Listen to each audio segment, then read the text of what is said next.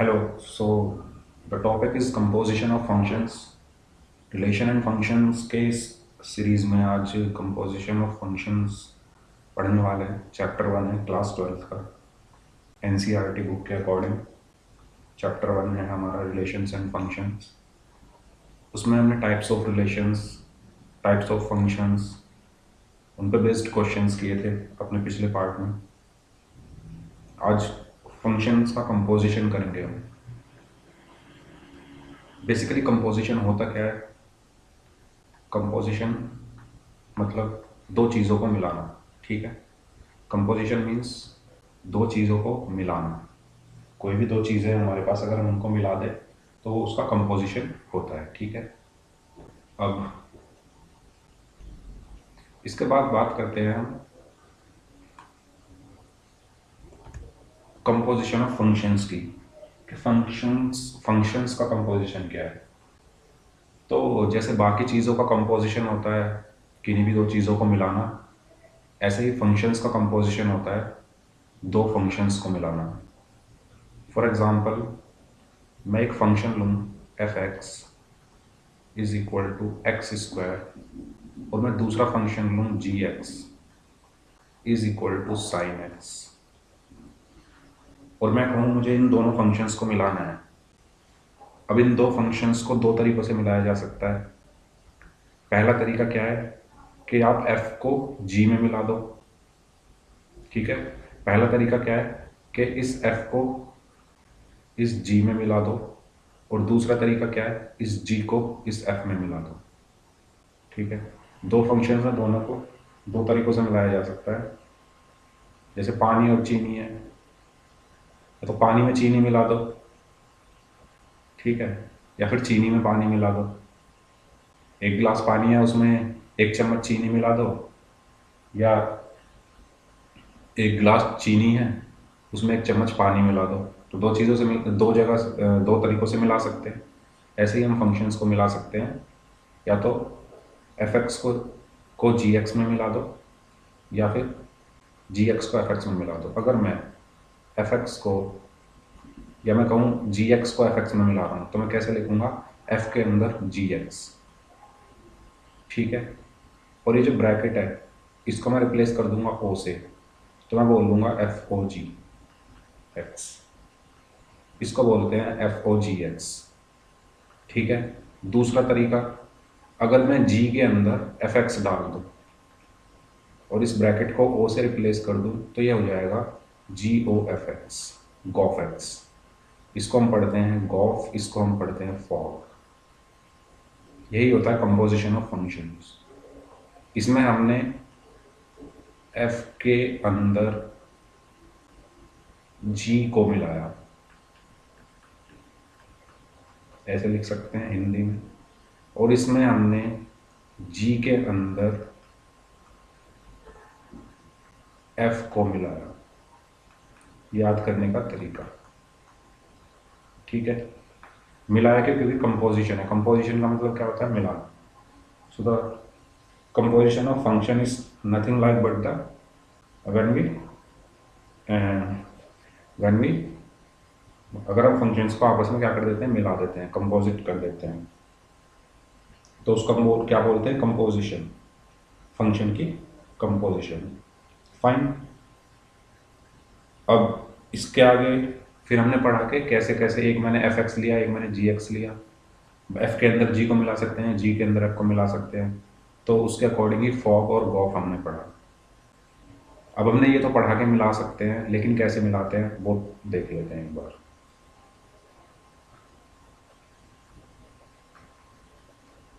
अब for example, मेरा एक फंक्शन है एफ एक्स।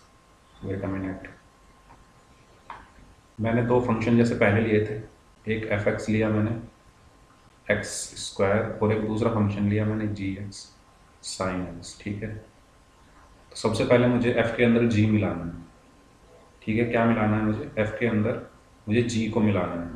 यानी इसका मतलब क्या हुआ? एफ के अंदर जी मिलाने का मतलब है कि ये एफ है, ठीक है, और इसके अंदर मुझे जी एक्स लिखना है। इसको ही मैं क्या बोलूँगा? F of g x, fog x, ठीक है। तो कैसे मिलाऊंगा मैं?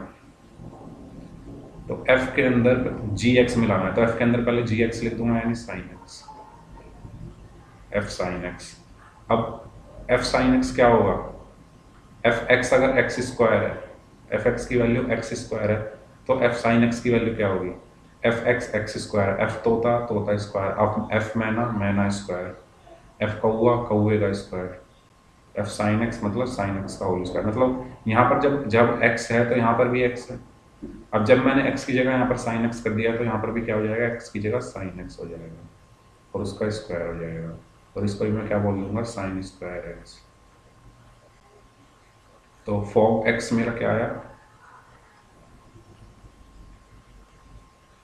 Sine square x. इस तरीके से हमने एफ के अंदर जी को मिलाया, ठीक है। दूसरा, अगर मैं कहूँ कि मुझे जी के अंदर एफ मिलाना है, तो इसको हम क्या बोलते हैं? गॉफ एक्स, ठीक है। जी के अंदर एफ मिलाना है, जी तो ये रहा, उसके अंदर एफ, एफ क्या है? एक्स स्क्वायर, एफ एक्स की वैल्यू क्या है? X square. अब जब जी एक्स की वैल्यू साइन एक्स है तो जी एक्स स्क्वायर, यहाँ एक्स है यहाँ एक्स है, अगर यहाँ पर एक्स स्क्वायर आ जाए तो एक्स की जगह सिर्फ क्या आ जाएगा? एक्स स्क्वायर, ठीक है। तो ये क्या है?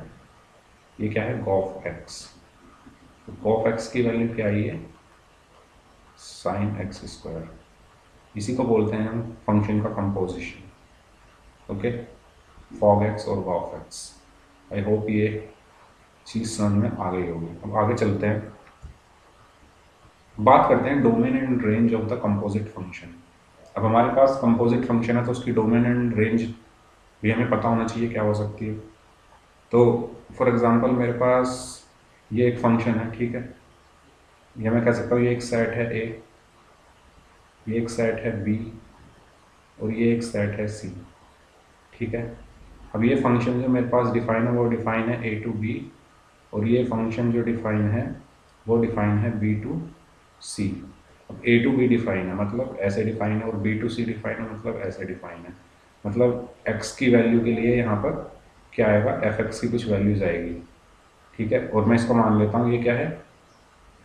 जी, ठीक है। जो डिफाइन है कैसे? बी टू सी, सॉरी ये बी है, ये ए टू बी डिफाइन है, और ये एक फंक्शन है जी, ठीक है। जी डिफाइन है कहाँ से? बी से सी तक, ठीक है। और यहाँ पर क्या आएगा? जब यहाँ पर x है तो एफ एक्स आया, जब यहाँ पर एफ एक्स होगा तो फंक्शन क्या है? जी, तो यहाँ पर क्या आएगा? जी ऑफ एफ एक्स, ठीक है।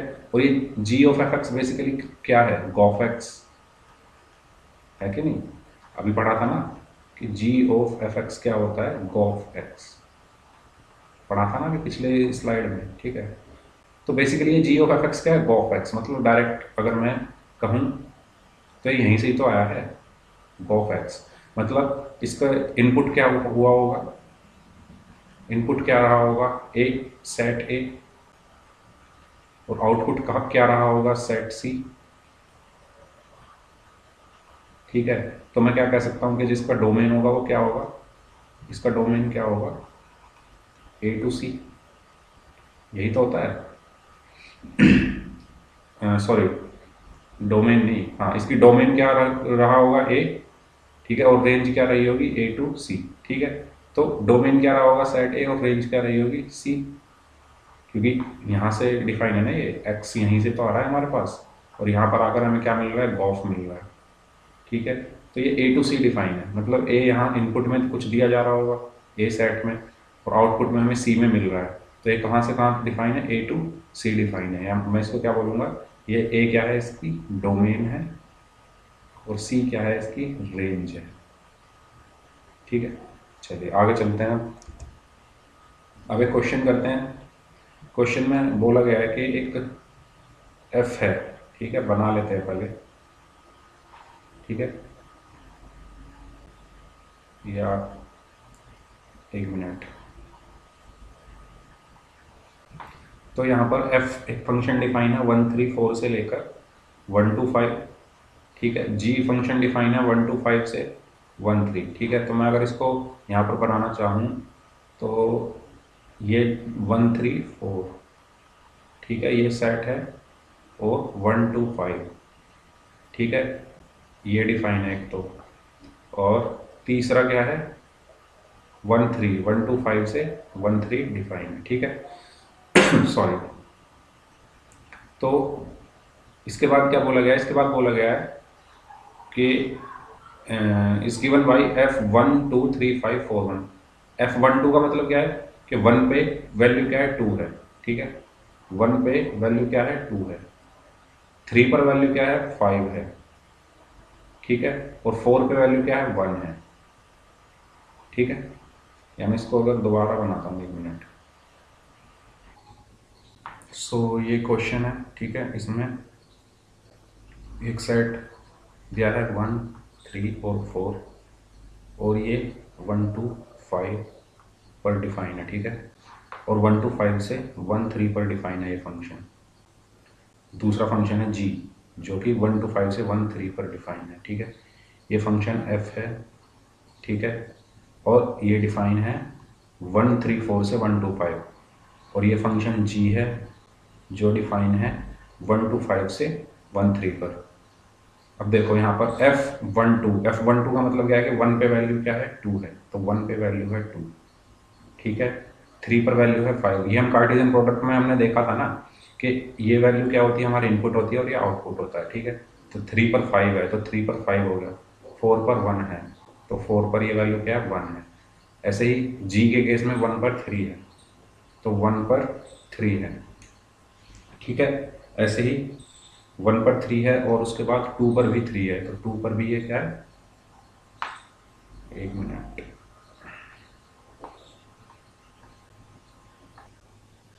सो 1 के लिए भी इसमें 3 है और 2 के लिए भी 3 है, तो 2 के लिए 3 है और 5 के लिए भी 1 है, ओके। तो यहाँ पर सारे जितना भी एरो डायग्राम है हमने बना दिया है और हमें निकालना है इसमें गॉफ।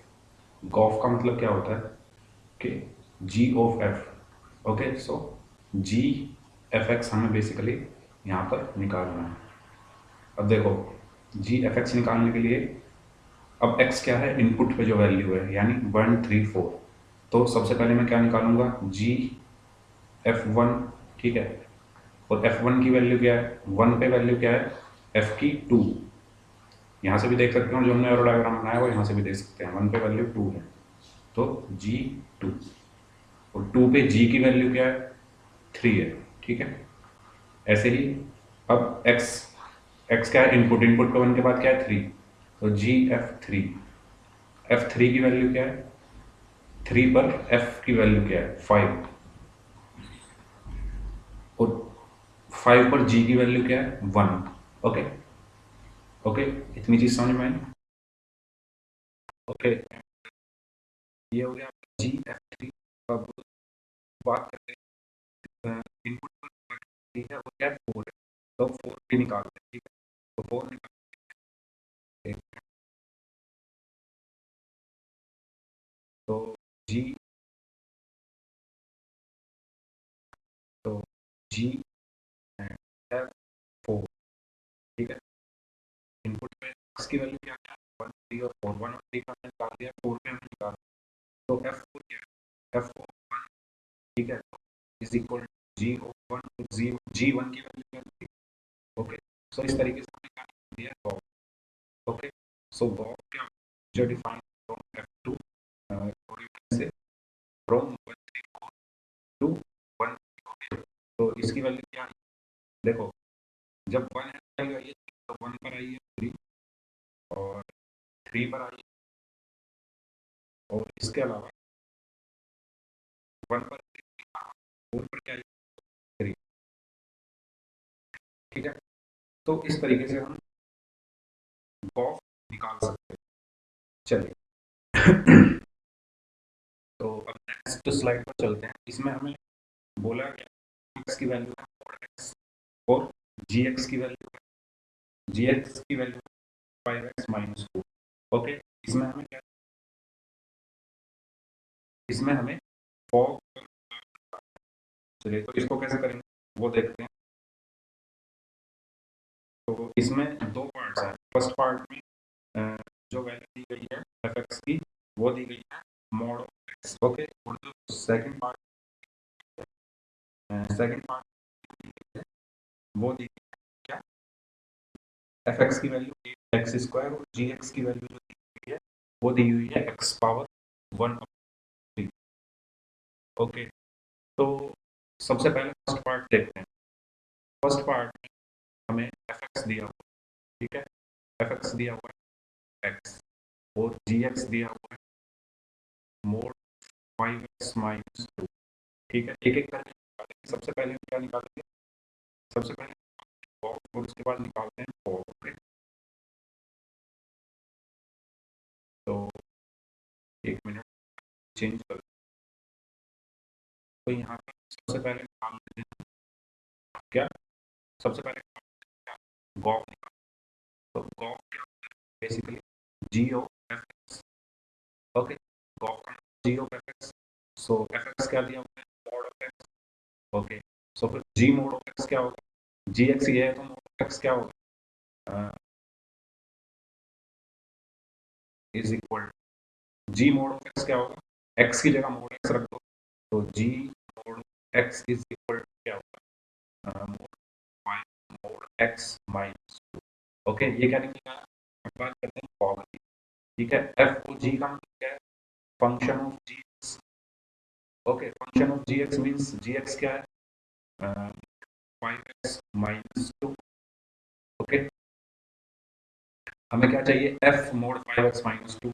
तो x की जगह हम क्या करेंगे, एफ एक्स अगर मोड x है तो 5x माइनस 2 क्या होगा मोड, और मोड के 5x माइनस 2। ठीक है, यही होगा, तो इसको हम सिंपली क्या लिख सकते हैं मोड 5x माइनस 2। ओके, तो इस तरीके से हम पहले पार्ट में फॉर्म और क्या कर सकते हैं निकाल सकते हैं। चलिए, okay, now let's move to the second part. In second part fx is given 8x cube और gx दिया हुआ है x पावर 1। तो आप इसमें सिंपली कर सकते हैं, इसको गॉस का फॉर्म निकालना है।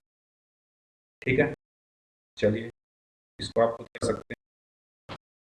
चलो इसको भी मैं करिए, इसमें एफ एक्स हमें दिया हुआ है। ठीक है, एफ एक्स हमें क्या दिया हुआ है, चलिए 8x क्यूब दिया हुआ है, क्या है x। ठीक है, दोबारा एफ एक्स हमें दिया हुआ है एक्स क्यूब और जी एक्स हमें दिया हुआ है एक्स पावर 3। सबसे पहले निकालते हैं गॉस मतलब क्या होता है g of f x. Okay, f x क्या है x cube, g of x cube, और जी एक्स की वैल्यू है एक्स पावर 1, तो जी जी 8x क्यूब क्या होगा एक्स की पावर 1/3 और 8x क्यूब की पावर। ठीक है, 8 की पावर एक्स क्यूब की पावर 1/3x, तो ये क्या आ गया, तो गॉस की वैल्यू क्या आई 2x। अब ऐसे ही हम निकालते हैं फॉग में जी एक्स, तो जी एक्स क्या है एफ ऑफ जी एक्स क्या है एक्स पावर 1/3 और एफ एक्स क्या है 8x क्यूब। तो x एफ एक्स क्या है 8x क्यूब, यानी x की जगह x एक्स की पावर 1/3 मीन्स इस x की जगह क्या रख देना है x power 1/3, so it would be 8x power 3 की पावर 3। सो ये क्या हो जाएगा, तो फॉर्म क्या निकलेगा। ठीक है, तो इस तरीके से हमें क्वेश्चंस को करना है, सिंपल क्वेश्चंस है, बस कॉन्सेप्ट में क्वेश्चंस को करना है। ठीक है, चलिए अब आगे चलते हैं।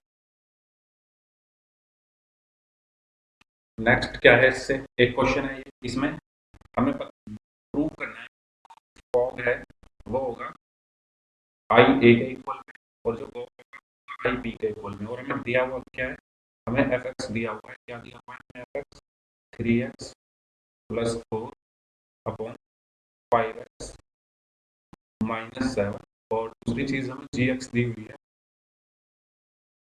7x plus 4 upon 5x minus 3।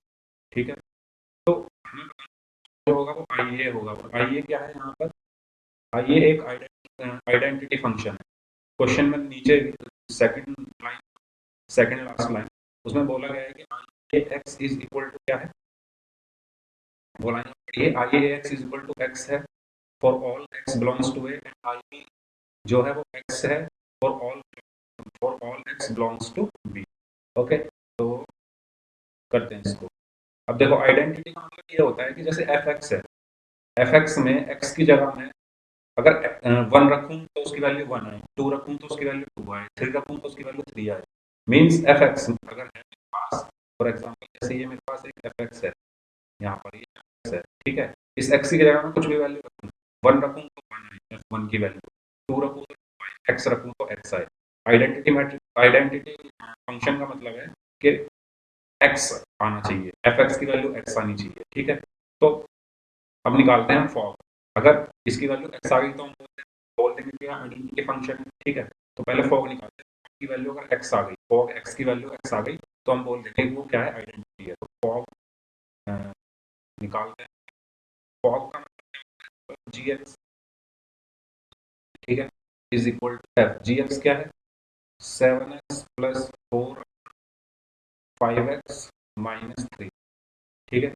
और मुझे चाहिए यहाँ से, अब मुझे एफ एक्स पता है और ये निकालना है, तो एक्स की जगह मैं इसको रख दूंगा। तो एक्स की जगह मैं क्या वैल्यू रखूंगा, ये वाली 3 into 7x plus 4 upon 5x minus 3 plus 4 upon 5 7x, not 7x, हाँ ठीक है, 7x plus 4 upon 5x minus 3 minus 7, ठीक है। इसको सॉल्व कर लेते हैं। तो इसको सॉल्व कैसे करेंगे, ऊपर एलसीएम 5x माइनस 3 आएगा, नीचे भी एलसीएम 5x माइनस 3 आएगा, वो कट जाएगा, ठीक है। मैं एक स्टेप इसमें छोड़ रहा हूँ क्योंकि जगह कम है, तो ये तो सिंप्लीफिकेशन है, सीधा वो तो हम लिख सकते हैं। 3 के अंदर मल्टीप्लाई करो तो 21x प्लस 12, ओके। और इस 5x की 4 में होगी तो क्या होगा, 20x माइनस 12, ऐसे ही नीचे होगी 5 के अंदर होगी 35x plus 20 minus 35x plus 20, ठीक है। यही तो आएगा इसको सॉल्व करके। तो यहाँ से ये 12 से 12 कैंसिल हो जाएगा, इस 35 से 35 कैंसिल हो जाएगा। तो यहाँ पर क्या बचेगा, यहाँ यहाँ पर क्या बचेगा, 41 अपॉन 40, ठीक है। और 41 से 41 कैंसिल तो इक्वल टू एक्स। तो यहाँ से देखो एक्स क्या आया है, एक्स आया है। अब मैंने क्या कहा था कि अगर यहाँ पर मैं x की वैल्यू जो भी रखूंगा वो वही वैल्यू यहाँ पर आएगी, ठीक है। x की वैल्यू 1 रखूंगा 1 आएगा, 2 रखूंगा तो 2 आएगा, क्योंकि ये x पे x ही आ रहा है ना। और ये x आया कहाँ से था, gx से आया था, gx से आया था ना। और gx कहाँ पे डिफाइन है, मैंने आपको बताया था सबसे पहली वाली नहीं, जिसमें मैंने आपको डोमेन और रेंज डोमेन एंड रेंज निकाली थी, उसमें मैंने ऐसे बनाया था कुछ 3 वो बनाए थे। मैंने बताया था कि हाँ एक्स इनपुट में आएगा तो एफ एक्स एक फंक्शन है, और फिर ये इनपुट में आएगा जी कोई फंक्शन है, तो यहाँ से जी एफ एक्स हो जाएगा, ठीक है। तो ये जो जी है ये कहाँ से आया था, ये जो एक्स है ये कहाँ से आया था, ये सेट मैंने ए बोला था, इस सेट को बी बोला था, इस सेट को सी बोला था, ठीक है, बोला था ना। तो ये जो एक्स था, ये वाला एक्स ये आया कहाँ से, वो यहाँ से आया ना, सेट ए से। ये इनपुट एक्स कहाँ से आया है, सेट ए से आया है ना। ये जो लिखी हुई line I A x belongs to x for all x belongs to A, ठीक है। तो ये कहाँ से आया था, ए से आया था। तो मैं फॉग एक्स को तो मैं लिख दूंगा आई, और ये कहाँ से आया है, सेट ए से, तो ये आई ए के इक्वल हो जाएगा फॉग, ठीक है। यही हमें क्या करना था। अब बात करते हैं गॉफ की। गॉफ के लिए अगेन वही क्या करेंगे, एक मिनट में इसको हटा देते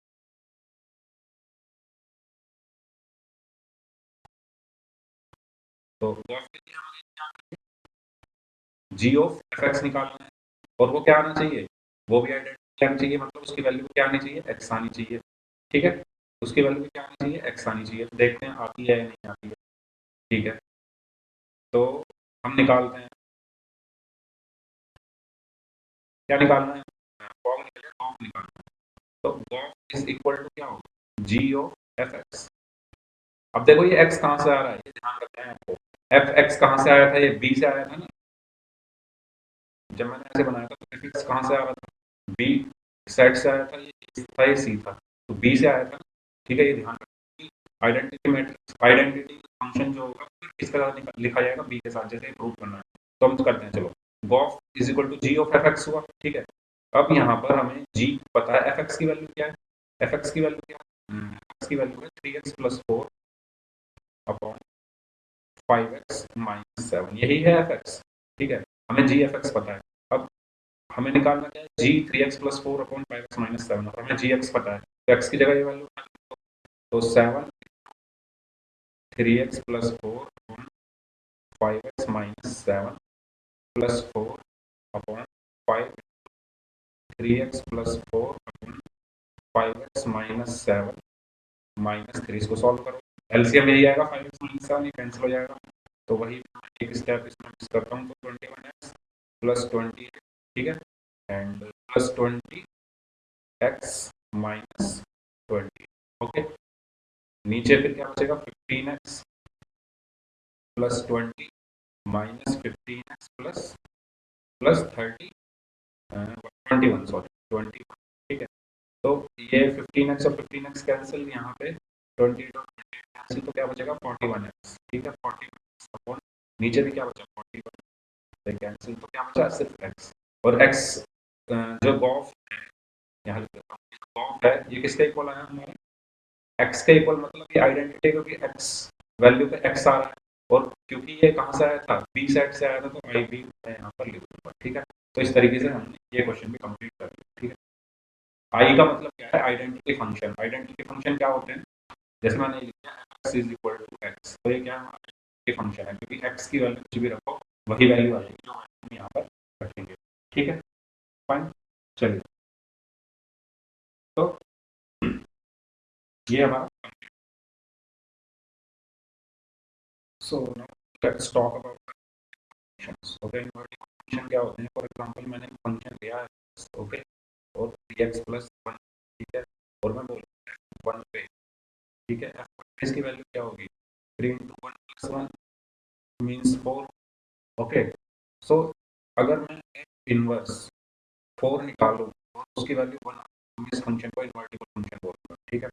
कहने का मतलब ये है, अगर किसी फंक्शन की वैल्यू फॉर एग्जांपल 4 है, ठीक है, और मैं उसके इनवर्स 4 पर वैल्यू और 1 आ जाए, तो वो क्या होगा, वो फंक्शन क्या होगा, इनवर्टिबल फंक्शन होगा, ठीक है, ठीक है। तो ये मोटा मोटा आइडिया हमने ले लिया इनवर्टिबल फंक्शन का। अब इनवर्टिबल फंक्शन की डेफिनेशन क्या होती है, सॉरी, तो इनवर्टिबल फंक्शन की जो डेफिनेशन होती है वो ये कहती है कि फॉर एग्जांपल एक फंक्शन है, ठीक है, एक फंक्शन है, ओके, एफ एक फंक्शन है, उसको हम इनवर्टिबल कब बोलेंगे,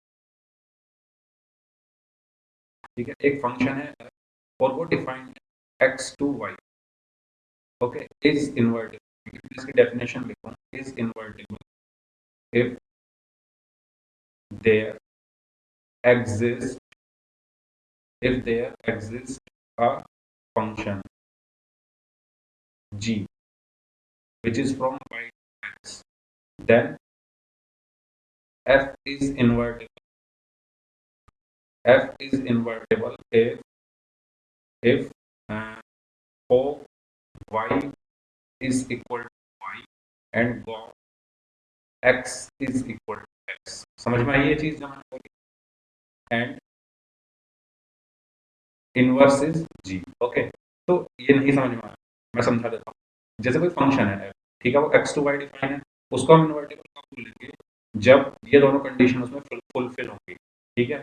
अब कैसे फुलफिल होगी वो हम क्वेश्चन की हेल्प से समझेंगे। क्वेश्चन में हमें क्या करना है, वो y निकालना, वो y आना चाहिए, वो x निकालना है, x आना चाहिए, ठीक है। ये दोनों वैल्यूज हम निकालेंगे, अगर ये दोनों वैल्यूज आ रही है तो हम बोल देंगे वो फंक्शन इनवर्टिबल है। दूसरी चीज, एक नोट डाल के लिख लीजिए कि जितने भी हमारे बाइजेक्टिव फंक्शन होते हैं, all bijective functions are invertible।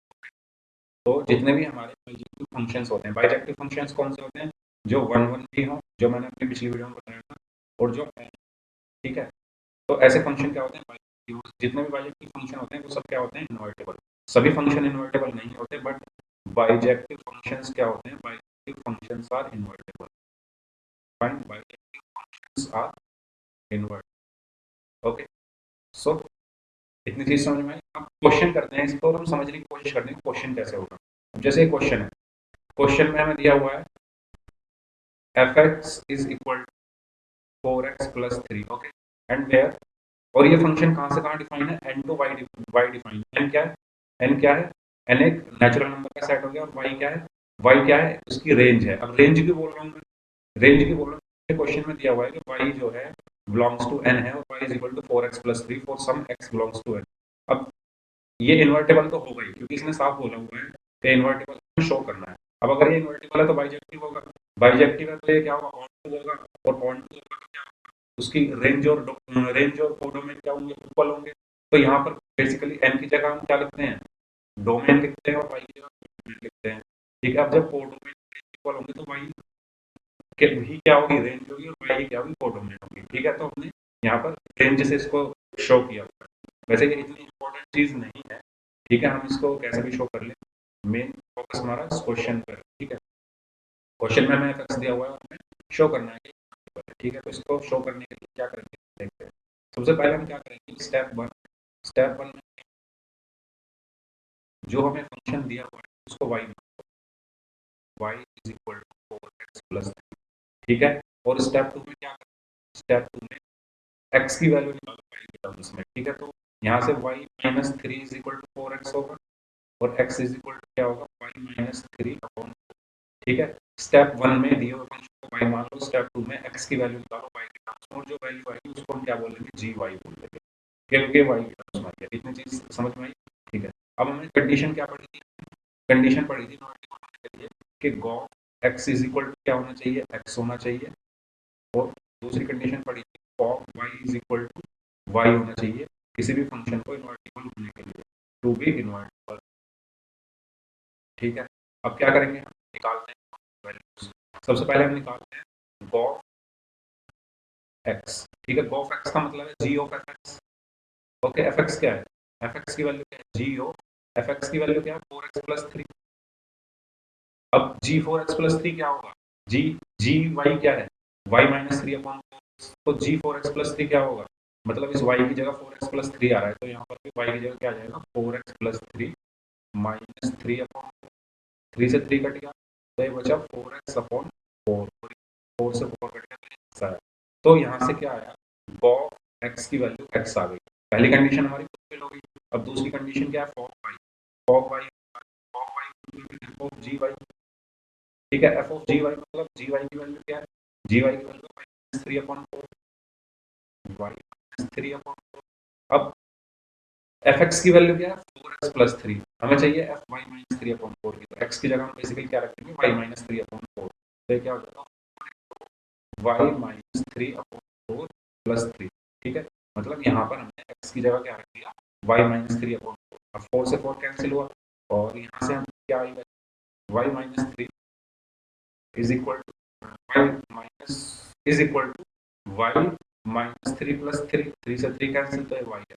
तो यहाँ से हमारा वाई क्या, वाई है, कंडीशन क्या होगी, सेटिस्फाई होगी, ये भी सेटिस्फाई होगी, सेटिस्फाई होगी, तो हम बोल सकते हैं क्या, इन्वर्टेबल।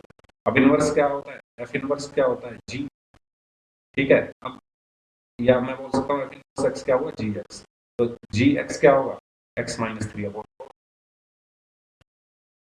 ठीक है, तो इस तरीके से हम तो इस पहले स्टेप में वाई, दूसरे स्टेप में वाई की एक्स, वाई की एक्स की वैल्यू निकालो वाई के टर्म्स में, और फिर फॉर्म निकाल के और फिर इनवर्स निकालो। ठीक है, ये करने का तरीका है। ऐसे क्वेश्चंस को, सारे क्वेश्चन इसी तरीके से होंगे। एक और कर लेते हैं, इसमें दिया हुआ है let y is equal to n square such that n belongs to n। तो हमें जो फंक्शन दिया हुआ है इस बार वो n के टर्म्स में दिया हुआ है, x में ना देखे। तो हम अपना जो क्या बोलते हैं कंडीशंस है ना, उनको भी हम क्या कर लेंगे, n के टर्म्स में ले लेंगे, सिंपल। तो स्टेप वन में मैंने क्या बताया था कि दिए हुए फंक्शन को y मान लो। स्टेप टू में मैंने क्या बताया, x की वैल्यू y के टर्म्स में होगी, x तो है नहीं, n है, तो n की वैल्यू निकालो, y की टर्म्स में क्या होगी, रूट y, और यही मेरा क्या होगा, जी वाई होगा। ठीक है, अब पहली कंडीशन क्या होती है, फॉग या गॉफ कुछ भी निकाल लो, तो n है यहाँ पर, तो n is equal to n आना चाहिए।